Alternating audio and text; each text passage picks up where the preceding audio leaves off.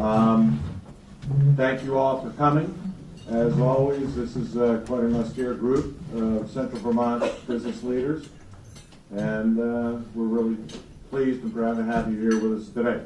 And with that, I'd like to introduce our chair of the board, as well as the platinum sponsor for this event, Greg Woodruff of National Life.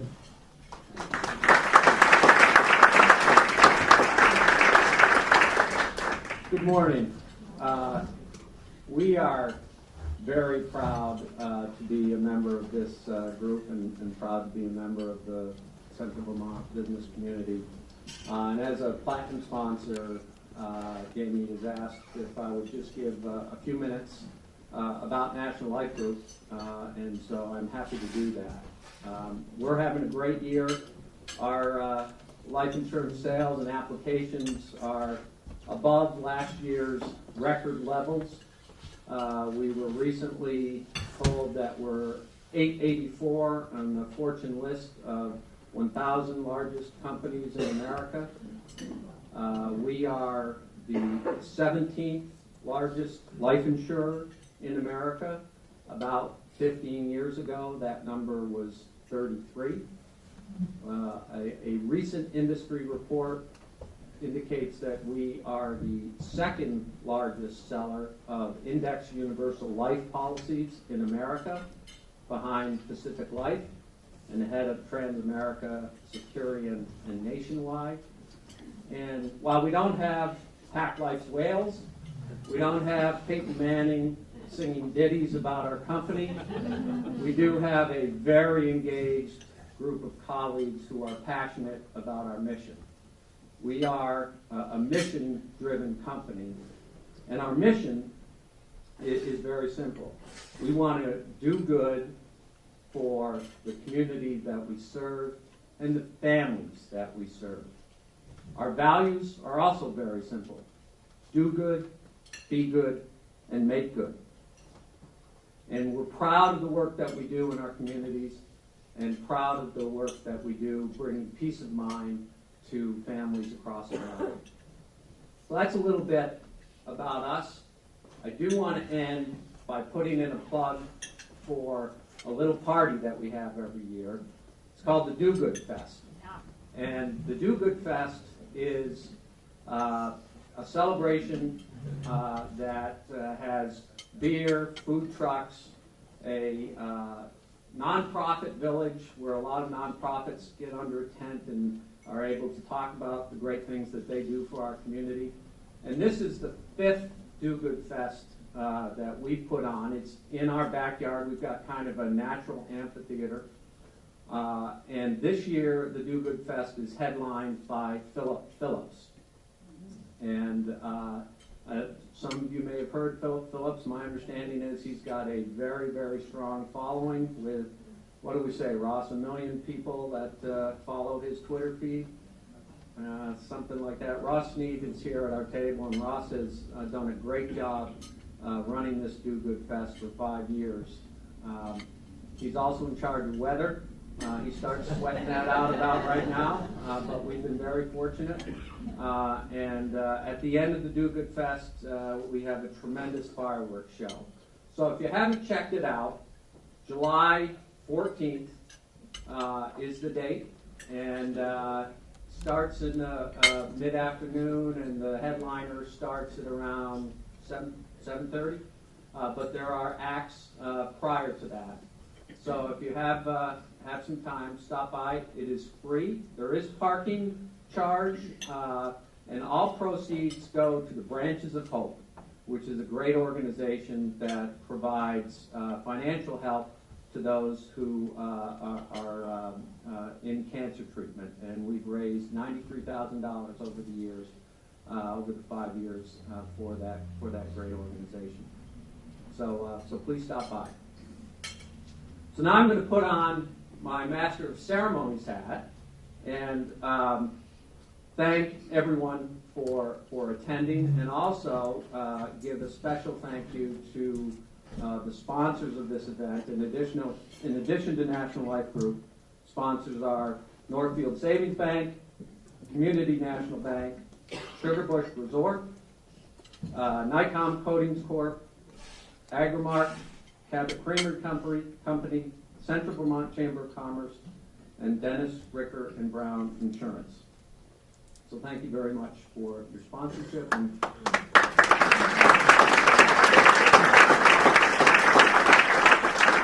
thank you to everybody for coming out to hear our guest speaker, who I will now introduce.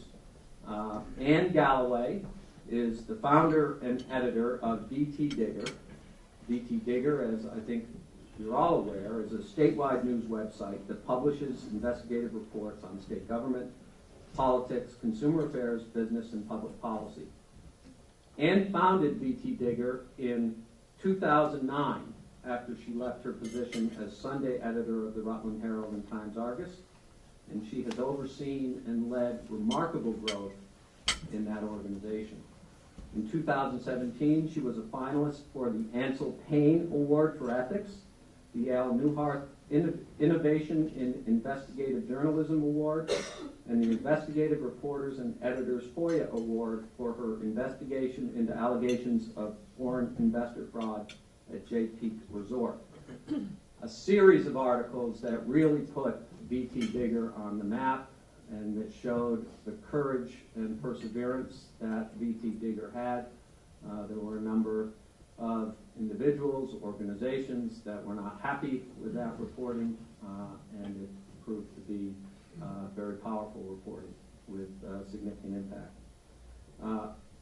Recently, the Institute for Nonprofit News published a wonderful and detailed report of VT Digger's and Ann Galloway's remarkable story. And I'll close my introduction by reading to you the intro to that report. To editors and executive directors of nonprofit news organizations, Ann Galloway's story will sound familiar.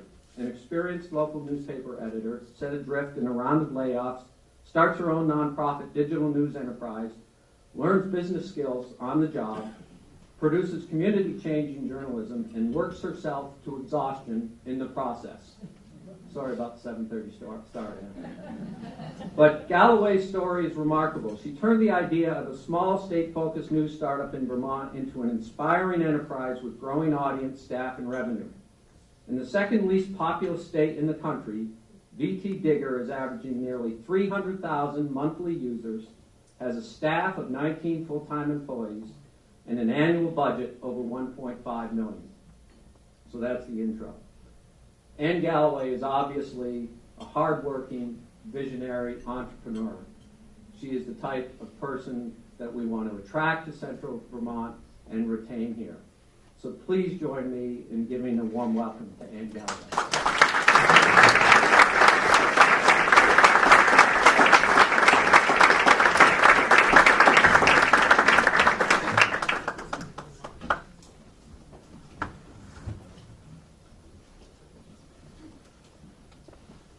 Good morning, everyone. Thank you, Greg, for that wonderful introduction. I really appreciate that. And thank you all for coming this morning. I want to thank Josh Fitzhugh for calling me initially and inviting me to come, and to Jamie Stewart also for making this possible today. And so Greg kind of gave you the highlight. We were recently written up in a report by the Institute for Nonprofit News and the Shorenstein Center at Harvard, talking about our growth over time. And, I'm sort of surprised myself, actually, at how we've grown. And so I wanted to tell you that in the beginning, I had no idea what I was doing. Maybe I still don't really know, but I have a better idea. In 2009, I was laid off. I'd been the Sunday editor at the Rutland Herald and the Times-Argus for about 5 years at that point. I loved my job. I wanted to stay in journalism. That year, there were 20 people who were laid off at the Rutland Herald and the Times-Argus. And it was devastating to me and to my colleagues who also couldn't stay and do the work that we love to do for our community. So I got my pink slip and I filed for unemployment benefits, and I told my husband I wanted to stay in journalism somehow. And I had understood that there were some nonprofit groups around the country that were forming to start really an online version of the local newspaper. And so there were some models out there, and most of them were grant funded, almost grant funded entirely. And I thought that that was not such a great idea in the long run, because ultimately I wanted Digger to be owned by our community. I wanted readers to buy in, I wanted business people to buy in, but I also needed something to offer, right? I mean, you can't ask people to support what you're doing and to read your material unless you're meeting a need. And in the news business, meeting a need means really listening to people on the ground and figuring out what they want covered. And that's really been the key, generally speaking, to our growth, because we have been attempting over time to cover issues that people really care about. People in communities in Vermont, you may not know this, but they love to give us tips. We get 12 to 15 tips a week. And they know that we'll do the hard work of taking an anonymous tip and running with that, which is what we did with Jay Peak. And basically proving that something is true by interviewing lots of people, going to documents, placing public records requests and that kind of thing to basically prove that something really is happening. When I started Digger, I didn't have any money. I did work a lot of hours, and I learned how to persuade people about what we were doing, except that really ultimately I knew that we needed proof of concept. So we launched a website in the fall of 2009, and at first I thought, oh, we'll just run investigative or enterprise pieces a couple of days a week, and soon I realized that my dream of actually building a readership and asking readers to support us and businesses to support us would never work if we just published twice a week. So then I thought, well, you know, the State House coverage is pretty thin. I wonder what it would be like to cover the State House. And I had never covered the State House before. I'd been an arts reporter. I had worked on the desk, but I hadn't spent any time in the State House. So I went to school. I went into the House Appropriations Committee and learned an awful lot about how state government works simply by reporting on what was happening with the budget. And because I believe that I believe in checkbook values. I believe that, you know, most people spend money on what they really believe in, and that's certainly true for state government. And so I learned, you know, about how the Agency of Human Services works and how the prison system works by doing that coverage. And I was the only reporter. I was volunteering my time, and I was sort of pretending to run a news website because I didn't have any staff. And so one of the ways I decided we could boost our readership was to post press releases, which turned out to be an ingenious move because it meant that we could build our readership almost instantaneously. It improved our Google search engine optimization, but more importantly, people started following what I was writing about in the State House because I was really in the weeds. I was really studying what was happening in committee, and so I developed this loyal following of people who cared about the State House. And then I was able to attract the interest of a group called the Vermont Journalism Trust, which was a separate nonprofit entity. We didn't have our own nonprofit status at that point. We were working with a group in Connecticut to cover that base, and the Vermont Journalism Trust decided to merge with us, and in 2011, after 2 years on the job, we were able to raise enough money to hire a few employees, and from there we were able to make a case. We had some very early underwriters who were believed in our mission because they weren't really getting a lot of eyeballs. Let's face it, you know, Cabot Creamery came on board, and Stage Davis advertised on our site, and that's really kind of what got us going. People were giving us donations. Fast forward to now, and as Greg was saying, you know, we now have a staff of 20 people, and a budget of $1.5 million, and we have 300,000 users per month. And, that didn't happen overnight. It's been almost 10 years. But I think that what's happened in the meantime is that what I experienced in 2009 has become more of a reality for other newspapers in the state. The state of the industry is in so much deterioration that, VT Digger now is seen as a national model for journalism, for local journalism, because we've managed to survive and grow in an environment where other newspapers are shedding employees. So let me paint a picture of how dire it is right now. We have, in this country, the advertising dollars have pretty much all gone to Facebook and Google. People are advertising on Facebook and Google instead of advertising with local news outlets because they want to reach people through SEO on the web. That's the way the world works. As a result of that, 50% of the journalists who were employed 20 years ago are now missing in action in this country. And in Vermont, I was working with one of our editors, Jim Welch, on trying to get a rough, accurate number of how many journalists have been laid off here at the local newspapers, the Burlington Free Press, the Times-Argus, and the Rutland Herald. And he and I believe that we've lost about 75% of our journalists locally. So, it's in that environment that we're trying to present a ray of hope for what used to be a very robust newspapering industry in which investors could count on a return on investment of about 18%. I mean, literally, that was the average industry return on investment for newspapering. That's all gone. That has completely disappeared, and it's not coming back. And so one of the reasons why people like our model is because we've been able to shift from, first of all, we're a nonprofit, and the reason that I wanted to use a nonprofit model was because I wanted to provide people with transparency about how we spend our money and where it comes from. And I also wanted to make sure that people felt like they could be a part of it. I mentioned that earlier on. And, over time, that's really worked. In the beginning, about 75% of our funding came from grants.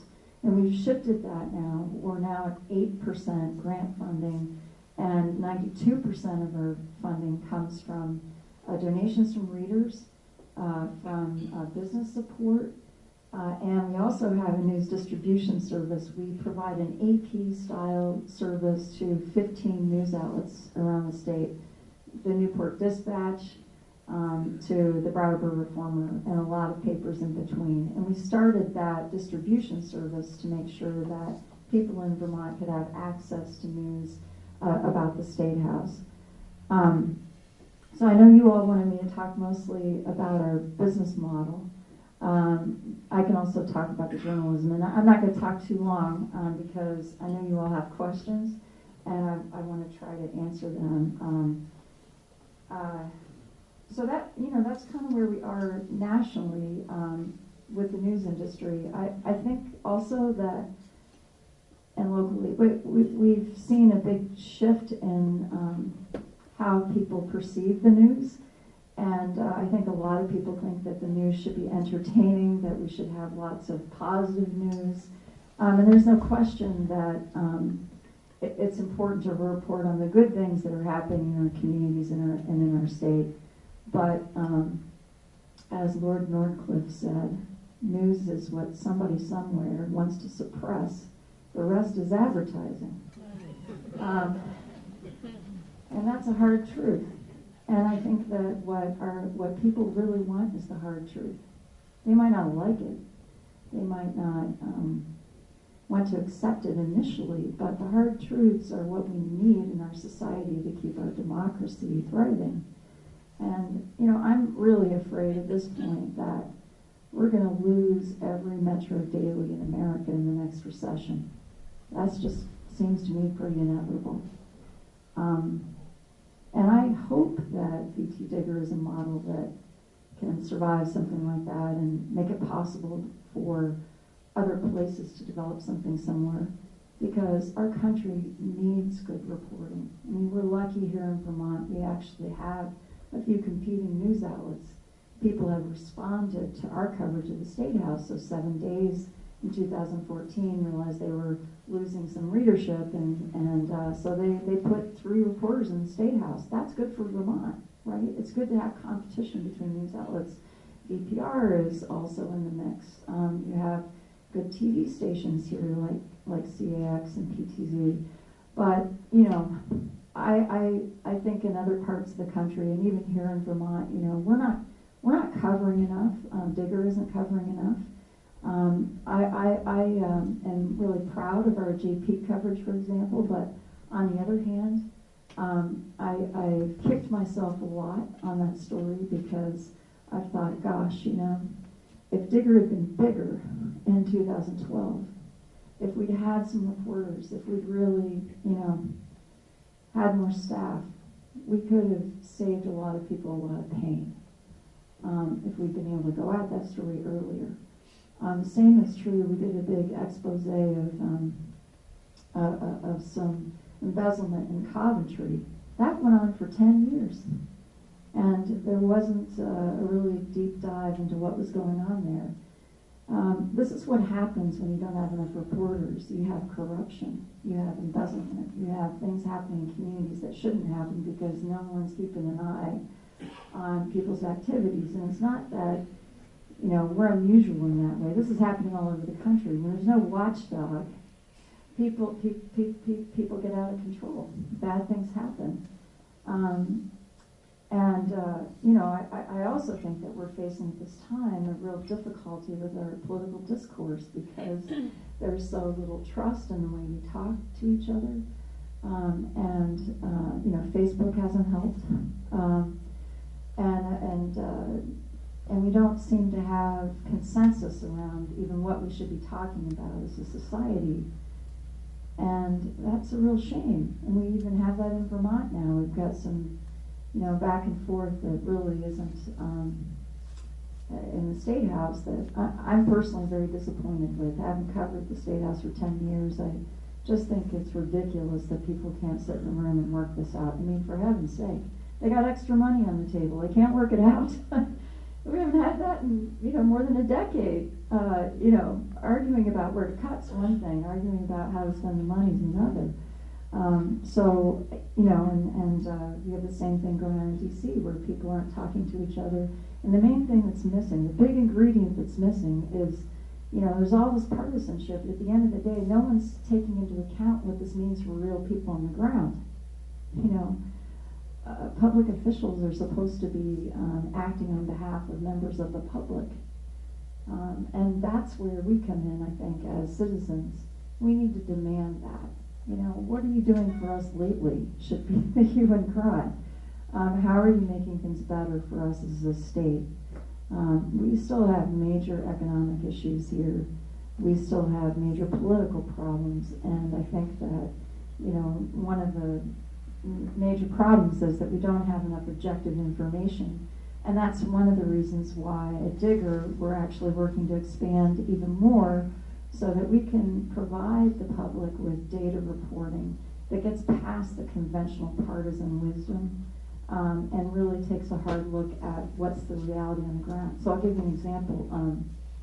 A month ago, we had a story about the student-to-staff ratios, and we had a map that showed you where all the districts fall. And it was so surprising because, you know, you would think that, you know, the governor's calling for a staff ratio of 1 to 5.75. This is a little bit nuanced, so bear with me. That ratio includes teachers, administrators, and paraeducators. It does not include any contract staff, including you know, janitors and bus drivers and cafeteria workers and things like that. So we use that as a baseline for examining every school district in the state. And only 11% of the districts in the state actually came in at 1 to 5.75 or higher. 89% were below that threshold. And the ones that met that threshold were, the schools that met that threshold really surprised me. It was like Derby and Norwich. There were school districts in Burlington that didn't meet the threshold. Many schools in Chittenden County had a much higher ratio than that. And so it makes you really think about, wow, what does this say about our schools? How are we, distributing teaching resources in our schools? What does it say about the cost? And, whether we should be sharing resources more between districts.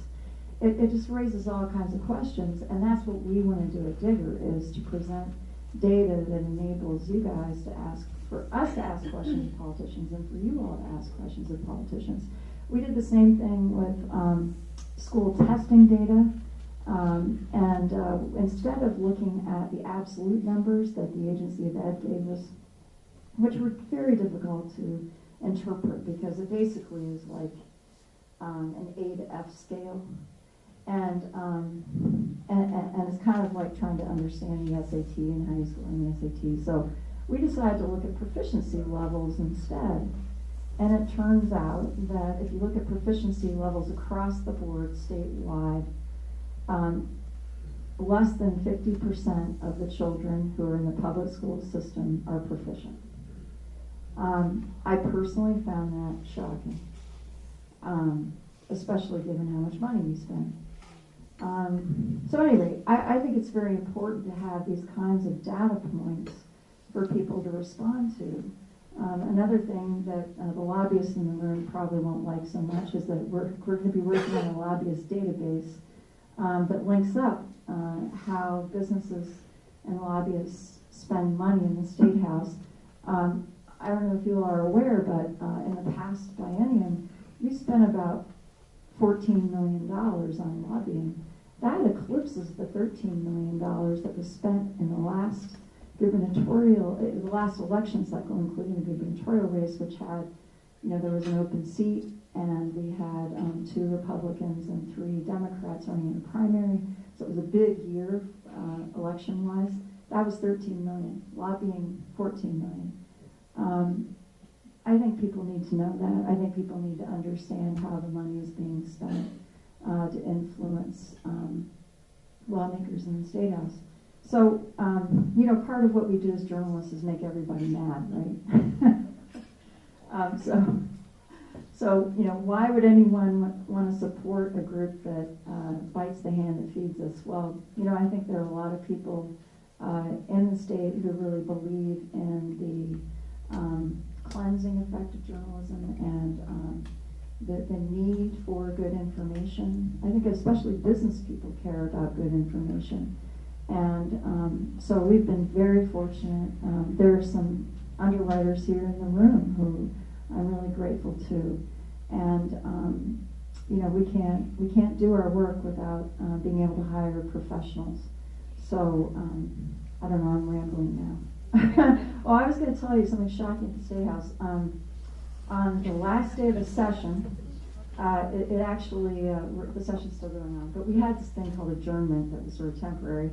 And there were no reporters on that day from the Rutland Herald and the Times-Argus, the Burlington Free Press, or the Associated Press. Digger had 5 reporters, 7 Days had 2. And there was 1 TV reporter there. Adjournment for us is like the Super Bowl, right? You just cover it. It's one of the biggest events of the year. The opening day, the inaugural speech, and adjournment are a big deal. So it's really, that gives you an indication of how things have really shifted in the state in journalism. It's really changed, and I don't think we're going to have the good old days back. And I have to say, as a former newspaper person, that makes me really sad. There's nothing more that I love than to sit in the newsroom and at the Times-Argus in Barrie, which is now a Dollar General store, I believe, and listen to the presses run, and as an editor, run out there and make sure that it's good, and you get ink on your fingers, and there's the smell of the print and the ink, and I love that stuff. But those days are just about gone, and I think that we're going to see pretty soon all newspapers just going online. So. And whether they'll survive there in this environment is a whole other question. Well, I've rambled on and on and on, and it's now 8:25, and I think there's time for some questions, and so I'd be glad. Oh, yes, Josh. Thanks, Andrew. First of all, you know, it's a wonderful story in terms of the growth of BT Digger and your leadership of that. But looking at it from a business point of view, what can you recollect sort of 3 or 4 critical moments in the history since you started in 2009 where you really had to make a big decision, and looking back on that, what those were? Yes, thank you very much for asking the question. I think early on, deciding to go daily instead of being an occasional publication, that was critically important. And we were all about really covering what we could every day, and we're now at 8 to 12 stories a day. We're not covering enough. We want to hire more community reporters around the state. And so that's a critical decision in the near future we're going to be making that I think is really important. Right now there's no one covering Windsor and Orange counties on a regular basis. There's no in-depth coverage in the Northeast Kingdom, really.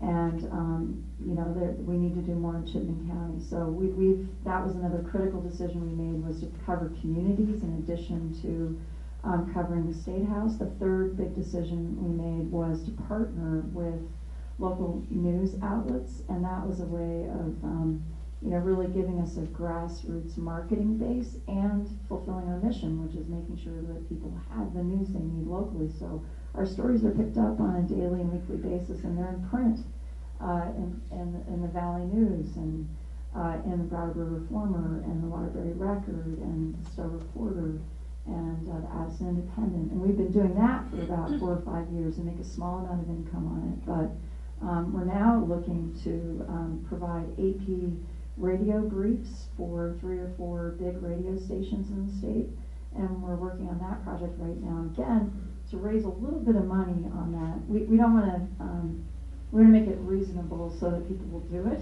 But the idea is to really broadcast our news more widely. I desperately want to get us on country music stations and on soft pop stations, because we don't need to give more news to be overly informed at VPR, much as I love them.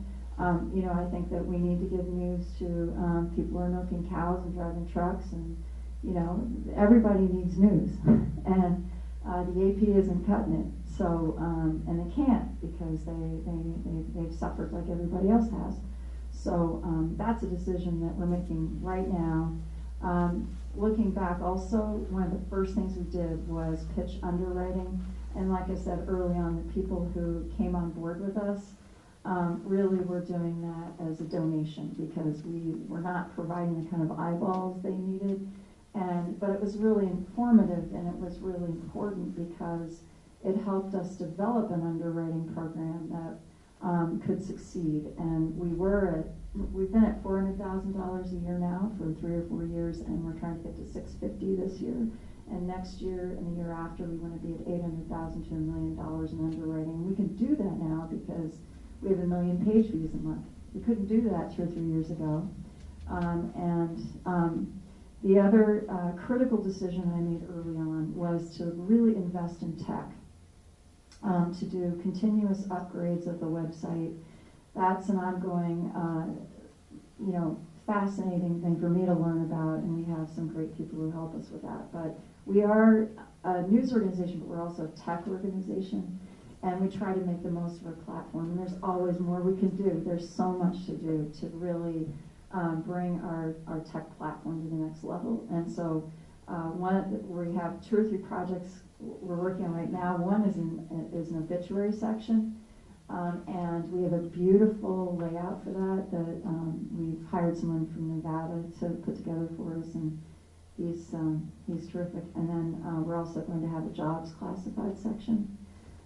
So I think that will be, we've talked to a lot of businesses who say, look, our biggest problem is we can't find staff, we can't find qualified people.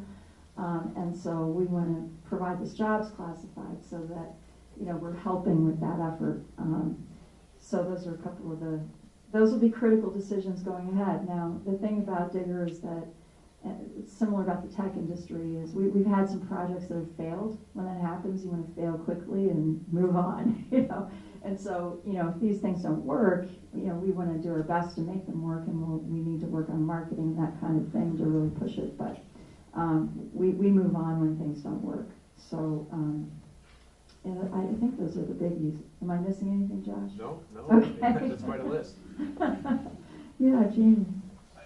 Could you talk a little bit about, you know, today I can go on the news and look at 3 different outlets Mm-hmm. reporting on the same story and get 3 completely different takes on what's going on.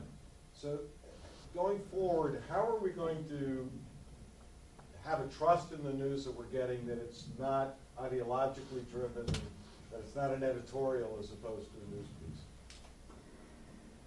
Well, I mean, I think that is a real, nationally, that's particularly a difficult issue to cope with, and I'm not sure what to say to people about that nationally, because, you know, I have my own opinions about the national news, but I think locally, I mean, part of the reason why people have lost faith in news is, well, first of all, newspapers abandoned their mission, I think, in the 90s, and were too concerned about profits at the expense of the newsroom. And so that's why we've lost a lot of reporters. And then that's this sort of spiral effect, downward spiral effect, not just financially, but also in trust from readers. If you're not getting the news you need at a local outlet, it sort of makes you feel as though all of it's a bunch of bunk. And I think people have lost their connection locally to news, and then that makes it even harder for them to feel connected with the national scene. So, I mean, my answer to your question really is that I think that news outlets have a responsibility to absolutely try to be as nonpartisan as possible. That doesn't mean that we're perfect. And a lot of times, you know, people get confused about commentaries and columns and think that, you know, we're authoring those things and that's our opinion, and it's not. And sometimes headlines, you know, or excerpts, people will get upset with, rightly so. And so, you know, one of the things I try to do is I try to listen to what people tell me. People, the thing about reading is that when you read something, it actually goes into your brain. You know, it's very personal because it affects your mind. It affects the way you think. And so when somebody gets it wrong, or they're trying to skew what your opinion about something, it can feel almost offensive.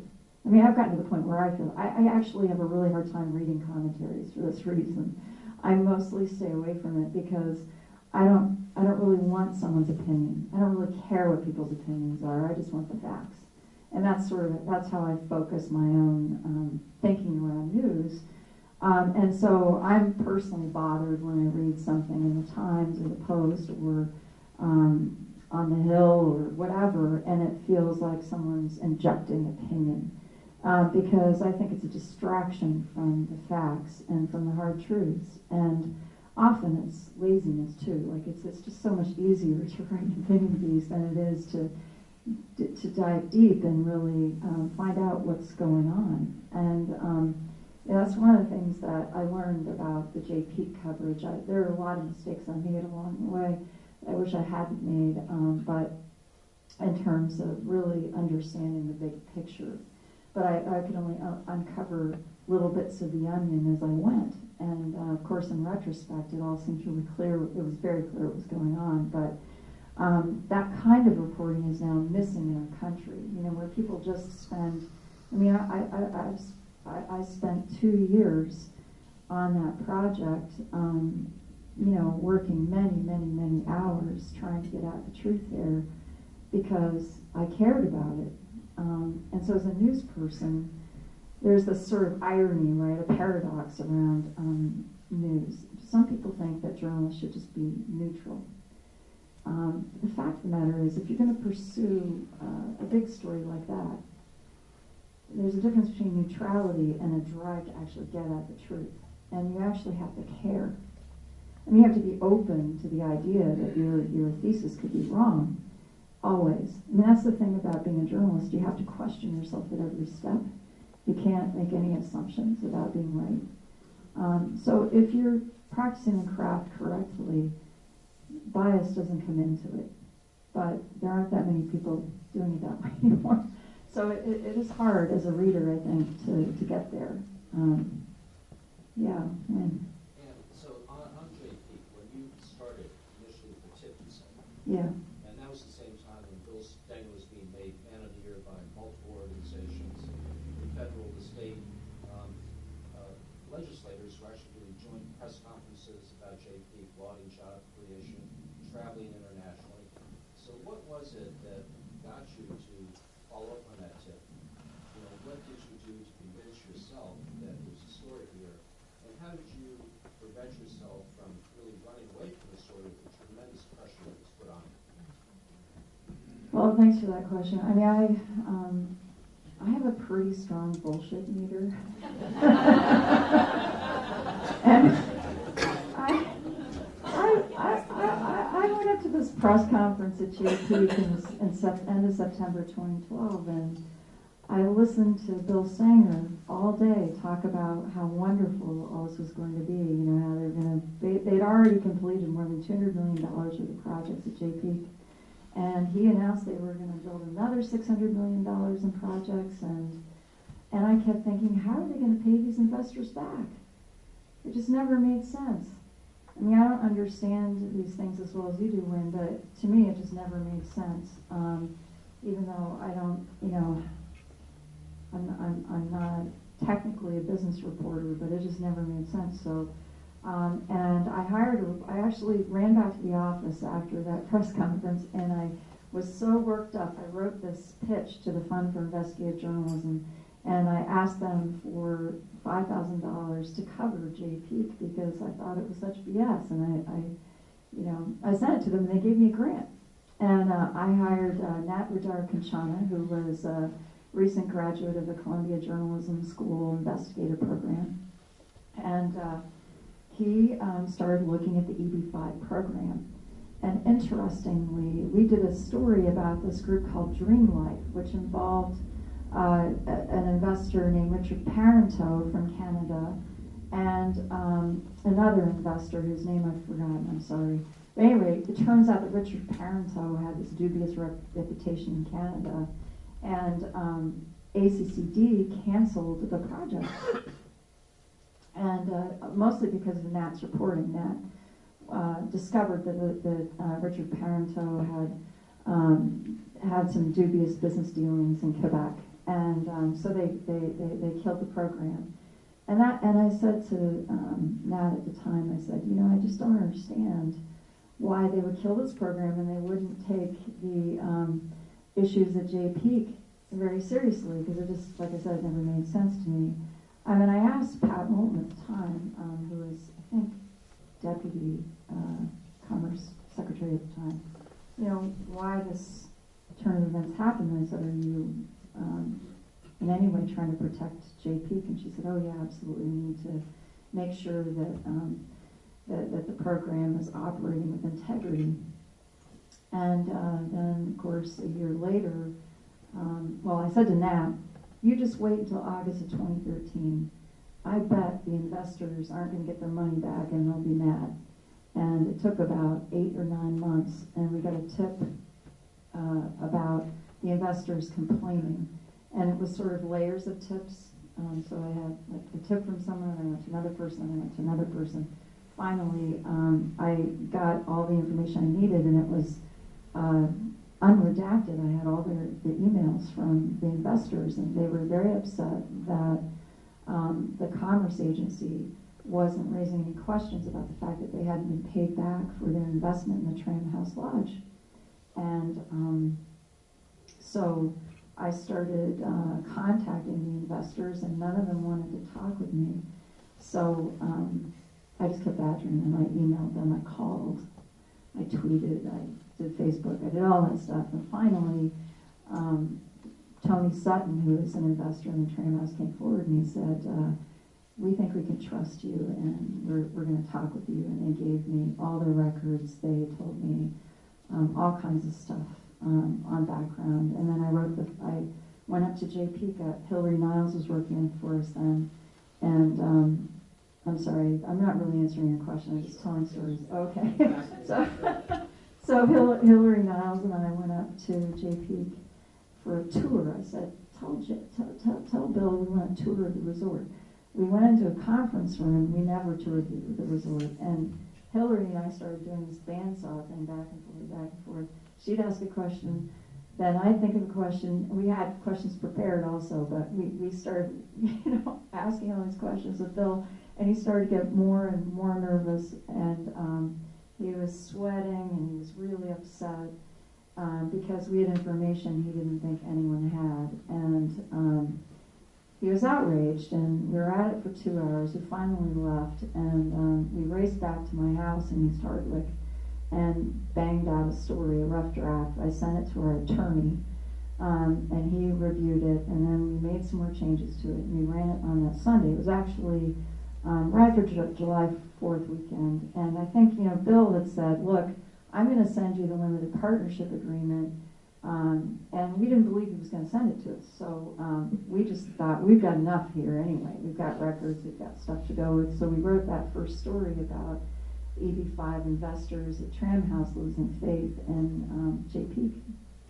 And Bill immediately sent me an email, I think it was maybe 3 hours after the story was published, and he said, the story is all wrong. And I said, okay, tell me, where are the errors here? Happy to run a correction. What's wrong? Well, the whole thing's wrong. I said, really? I don't think so. I mean, we've got records that shows, we've got investors who are talking to us. Is there something you'd like us to correct? He said, I really don't like the word seized. Because we said they seized, that Eric Karros and Bill Sanger seized ownership of the hotel. And I said, okay. So I went to our attorney and I said, what do you think of the word seized? He said, well, I think it's fine. I don't think you have a problem here.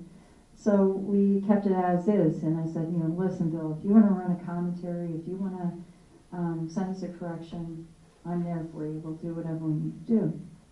The next day, on Monday, he was going over to the Commerce Agency to talk to folks anyway, and he came by the office and was enraged and actually broke down a couple of times, and I was afraid. He was so red in the face, I was afraid he was going to have a heart attack. He was so upset. And we had these steep steps. We have an office now that has steep steps also. And I was really worried about him going down the steps, but he made it okay. And Hillary and I just listened to see, what he had to say. And then he sent us a commentary, and so the pressure began. We got emails and calls from the Commerce Agency criticizing our coverage again, saying it was all wrong. And I said to Hillary, okay, this is awesome. Let's place a public records request for all communication between the Commerce Agency and Bill Sanger, because clearly they're defending the guy. Let's find out what they're saying to each other.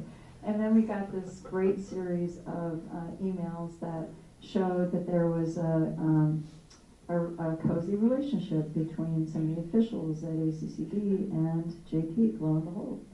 And that's really, kind of what got us going on the series. And when we published that second story, the state just they were very upset with us. And, but interestingly, we did a public records request for communications between Leahy's staff and the SEC over that period of time. We didn't get very much, but one little bit of communication we received showed that Leahy's office at the end of September 2014 had begun to make inquiries about the integrity of the National EB5 program. It was also at the end of September that Peter Shumlin made an agreement with, got the Department of Financial Regulation and the Commerce Agency together to talk about really beginning to investigate the situation, although they didn't make that part of it really public then. But the writing was on the wall as soon as we wrote that first story about Tram House, and we had gotten all these records. They knew we were going to write about them. We published the story about the communication between the agency and the state in October of 2014. And we ran a commentary from Bill Stanger at the time and from Pat Moulton. in which they defended everything that was happening at JP. So those were some of the things that I submitted to the awards committees, because that's what they like to see, that you got a lot of pushback from the powers that be, and we did. Every press conference I go to after that, Peter Shumlin would refer to us as the National Enquirer and things like that. This is before Donald Trump, okay? So, it was quite an adventure. We got a lot of pushback, and I just kept going because, I was worried about making sure that I got it right, and I interviewed lots of sources to make sure I wasn't misinterpreting the documents or misinterpreting what was happening. So it was scary because at that point our organization was super small, and any kind of major lawsuit would have killed us, or a mistake would have killed us. So we were very scrupulous about making sure that we got it right, and I think a lot of people don't understand that, that means fact-checking the hell out of things, and having all the records at your disposal and having people interpret them, knowledgeable people interpret them. So I interviewed, 5 or 6 securities attorneys. I interviewed people nationally in the ski industry, and so that's how we did it. And I was as shocked as everyone in April 2016 at the scale of the fraud. But it made sense to me because actually in November, so one of my big heartaches was in November of 2015, I had some early documentation that showed that I didn't have enough documentation, but I had a source, and I had some documentation that showed that they had used investor funds to buy JPEAK in 2008. And I had a source who said he would go on the record. And that and the documents weren't enough to write a story about the original fraud at JPEAK and the Ponzi-like scheme. But the source backed out at the last minute. And so I wasn't able to run the story. And I talked to my attorney about it, and I said, is there any way I can run it based on the documents? He said, no, you got to have a source, and that source has to be on the record. And he was right, but it was a real heartache for me because I wrote a story in June of 2015 about the SEC investigating the JP projects, and that was based on some records from Susan Donovan at the Department of Financial Regulation. And every time I'd run into Susan, I'd ask her a question. She just said, just do your job. Just ask for more records, which was great. So I did. And the records showed that in the limited partnership agreements and offering memorandum that they were sending to investors, they had flagged that these projects were under investigation by the SEC. So I wrote a story about that. But in some cases, Bill Sanger and Aerokeros did not provide that language to investors. And so you had dozens more people come in, to the projects between, really since the state knew there was a problem in the fall of 2014, right up until May 31st, Bill Sanger was in South Africa soliciting investors for JP. I don't know how many people came in at that point, but the state knew there was a problem, and they went ahead and let people buy in anyway, right up to the end. And I just think that's a crime that I'm still pursuing. Because I do think that the state should take some ownership, and they've refused to do that. They continue to refuse to do that. Actually, we placed a public records request last week for most recent communication between the U.S. Citizenship and Immigration Service and ACCD, and they gave us a copy of Russell Barr's lawsuit, or rather the judge's decision to throw out the lawsuit in Lamoille County. Russell is suing the state on behalf of investors, and Judge Thomas Carlson decided that the case should be thrown out. So we wanted all communication from last September to the present. They gave us a copy of the lawsuit, which of course we already had, it's a public record, we'd written about it. And then there were 5 pages of communication between the feds and the state. They wouldn't give us. And so I appealed last week, and when I appealed, they said, we don't understand why you're appealing. I mean, our arguments are airtight. We're claiming attorney-client privilege, and we're claiming contract negotiation exceptions. And I called my lawyer Tim Cornell, and I said, Tim, what do you think of this? This seems like BS to me. He said, oh, it's total BS. So I just wrote back and said, could you please provide the records and please provide a Vaughn index, which is a list of all the reasons for why they're not going to provide things and what they're not providing, and so we'll see what happens. But the fight goes on, and we sued over records and law.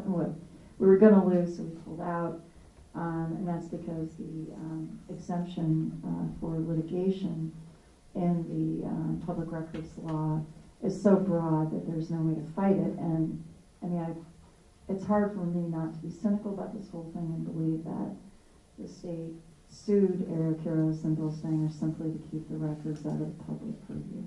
And the reason I say that is because typically in a fraud case like this, the SEC sweeps in and they get all the money for the investors. You don't have this sort of secondary state thing going on. So I realize that's a little cynical, but I've been at this a while and I'm tired of it.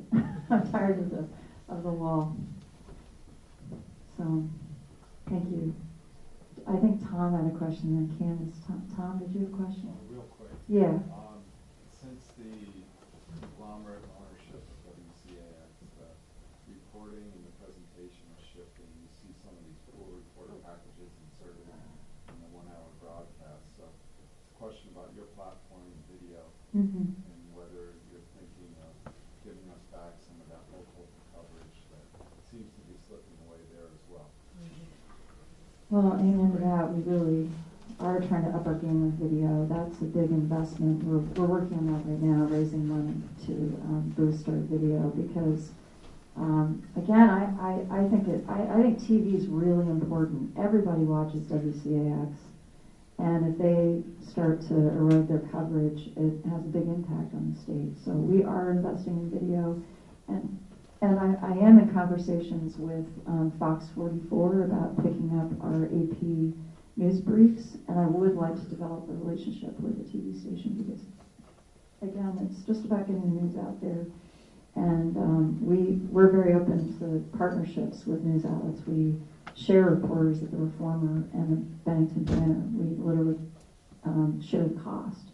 And then we have this easy relationship where we just publish whatever they produce and they publish our material as well. But I think collaborating in a competitive environment when resources are dwindling is super important. Yeah. Thank you. Candace?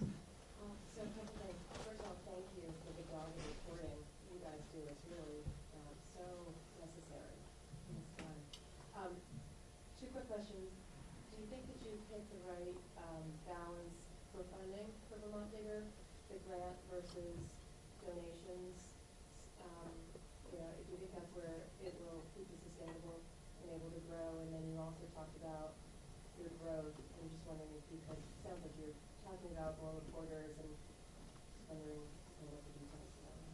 Oh, thank you for asking. Yes, I think that we currently have 15 editorial staff. We have 20 total on staff, and we're looking to grow to a point where we have 26 people on staff within the next 6 to 8 months. We need to add a full-time data journalist. We need to add a reporter in Central Vermont. And then we're also looking to add another salesperson for underwriting. We also need another editor.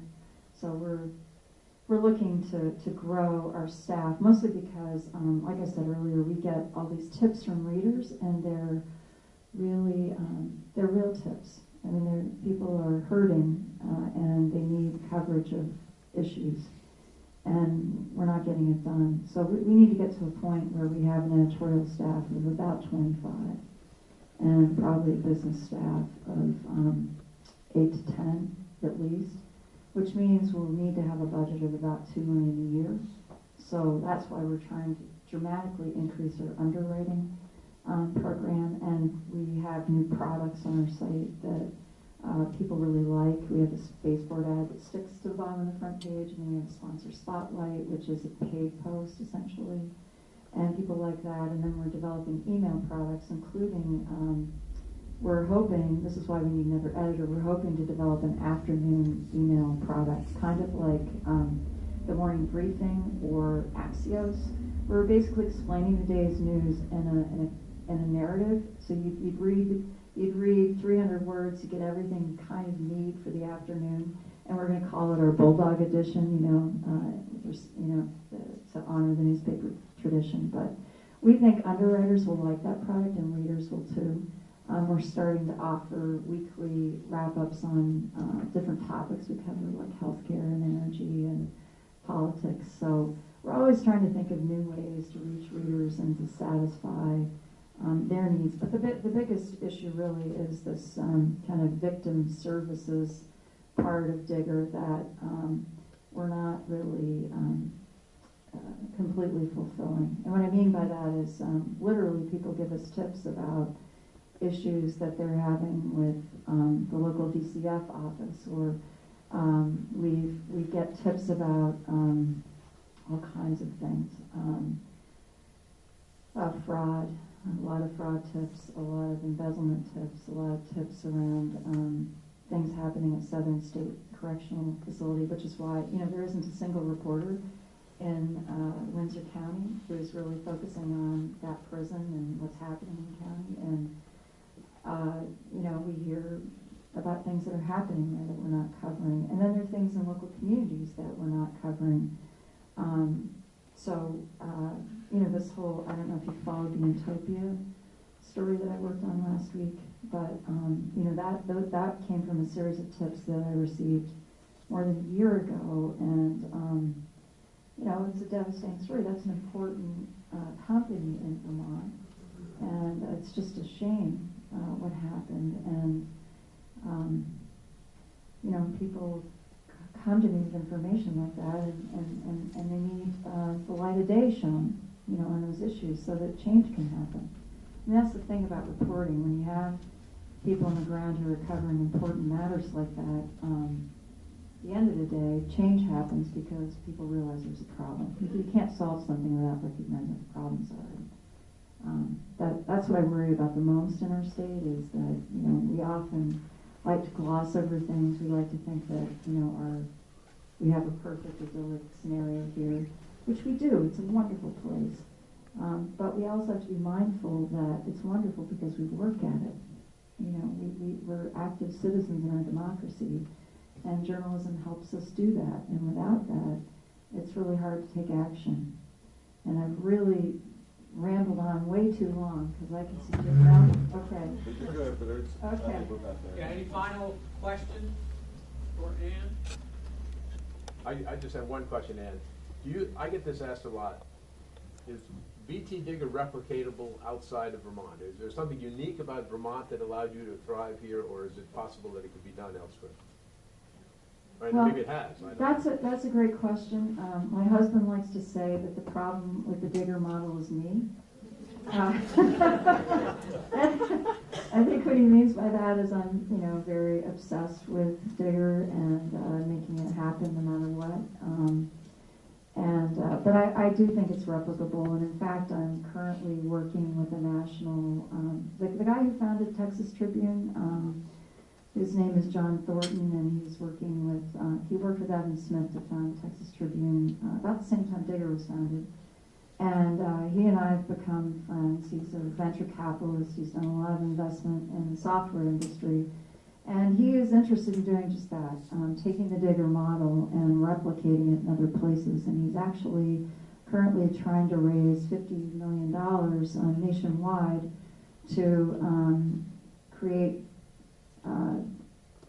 news organizations like ours all over the country. He wants to create 15 of them to start. And he's always saying, I raised a lot of money for dance companies because I think his wife was a ballerina. And he said, in this country, we raise $1 billion a year for dance.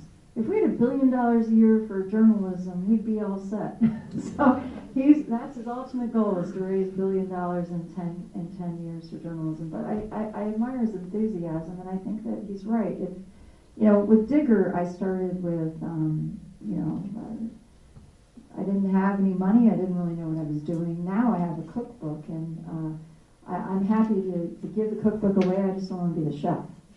So, you know, and we've got a great website. People could just take the website. Like, I don't feel any ownership of that. I think that I feel ownership of our journalism here in Vermont, for sure, and I want to keep that going. Because I think, you know, replicating things in other states, you could take the business model. I think it would work in other places. Because ultimately it's based on the NPR affiliate model, right? It's membership, donations for readers, it's underwriting, it's news distribution. And we're adding these things that are traditional newspaper platforms like the obit section classifieds. But, you know, really it's not rocket science. It's just that I've been maybe a little more determined than other people have been in other places to make this particular model work. And I think we're the only news outlet in the country that has done this starting from zero. You know, Texas Tribune started with $1 million. ProPublica started with, I don't know how much, a lot of money. So that's actually made us really lean and mean from the beginning, and that's good because we're really entrepreneurial, and a lot of nonprofits aren't very, I'm sorry to say this, but they aren't as entrepreneurial as perhaps one might want them to be. There's a balance there. You don't want to be commercial, but it's important to constantly be experimenting and changing and trying to make things better as you go along. And ultimately, it's about making sure that readers are getting what they need and encouraging readership. That's really what the business model is about. So I think it could happen in other places. I think there is a real hunger for real news. And I'm sure that's probably true in New Hampshire. I mean, they've seen a huge decline in reporters in New Hampshire. Maine is similar. You know, I was told that the NPR affiliates in New York only have one reporter in Albany. I don't know how you could possibly cover Albany with one reporter. You'd just be running from one press conference to the other. You know, again, that gets back to the news is what somebody somewhere wants to suppress. They're not getting at any of the news in committee. They're not getting at any of the information that, you know, could be a detriment to a politician or two there. And there's a lot of corruption in Albany, right? So, I mean, that would be a gold mine for somebody, just to start a bureau right there in Albany. If I was 20 years younger, I might try it, but I'm getting too old for that now. Thank you all so much.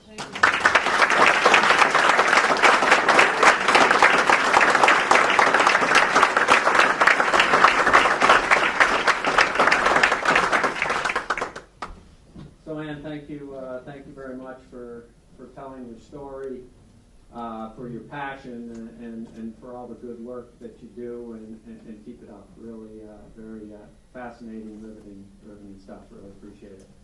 A couple of housekeeping items before we send you off. There are some comment evaluation cards that we would like you to fill out, so please do that and leave them on the way out. And then we have an individual or two who is going to be available to take anyone on a tour of Norwich. Is that individual around? Jen? There she is, in the back. What's your name? Courtney? Okay, so Courtney's in the back, and any of you who have time and would like to see what's going on here at Norwich, there's a lot going on. Courtney will be happy to lead you around. And then finally, I want to thank Jen for all of her hard work. Jen Surratt, she's standing up in the back. And I also want to thank our executive director, Jamie, who's done a great job in his 2 years here. He's got a lot of passion for this area, for our mission, and he's doing good work. So thank you, Jamie, for all that. And with that, we will adjourn. Thanks again for supporting CVEDC, and hope to see you all soon. See you again.